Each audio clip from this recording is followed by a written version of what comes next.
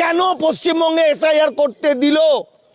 যা বলেছে 100% মিলে গেছে, আরো মিলবে। এই যে 14ই ফেব্রুয়ারি এসআইআর এর লিস্ট বেরোবে, মাথা খারাপ করে দেবে, লক্ষ লক্ষ বেনাগিরি করবে মুসলমানদের একটা বিরাট অংশকে। যে যেখানে আছে বাঙালি, বাঙালি এক হও। অধিকারী, অসীম সরকার, শান্তনু ঠাকুরকে পায়খানা করা বন্ধ করে দাও। কিসের নির্বাচন? বুথে 800টা লোক ভোটার, 400 বাতিল, ভোট হবে? একটা বুথে 1200 ভোটার, 1000 বাতিল। এটা কিছুই না। আমরা কি আর বলবো, চুপ করে বসে আছি। কারণ এইটা যে হতে পারে এটা আমরা অনেক আগে থেকেই বলে দিয়েছি। এটা একটা স্যাম্পেল মাত্র। যত দিন যাবে 2014-র আগে পর্যন্ত তীব্র তীব্র তীব্র হবে, ভয়ঙ্কর হবে। এর জন্য দায়ী বাঙালি এবং বাংলার প্রতিটি রাজনৈতিক দল।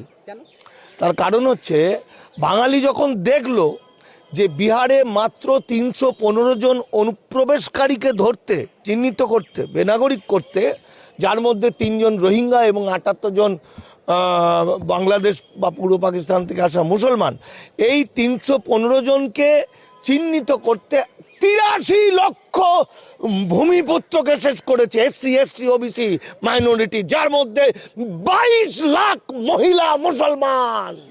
তারপরে আমরা পশ্চিমবঙ্গে করতে দিলাম কেন? আমাদের সঙ্গে ফিটিং আছে নাকি? গোপনে সব পার্টির সঙ্গে কি বিজেপির আন্ডারস্ট্যান্ডিং আছে? কেন পশ্চিমবঙ্গে এসআইআর করতে দিল? কতবার করে বলবে? আমরা দামাল বাংলার পক্ষ থেকে, আমি হরিদাস পাল মানিক ফকির, নাগরিকত্ব নিয়ে যা যা বলেছে 100% মিলে গেছে, আরো মিলবে। মূল গল্পটা হচ্ছে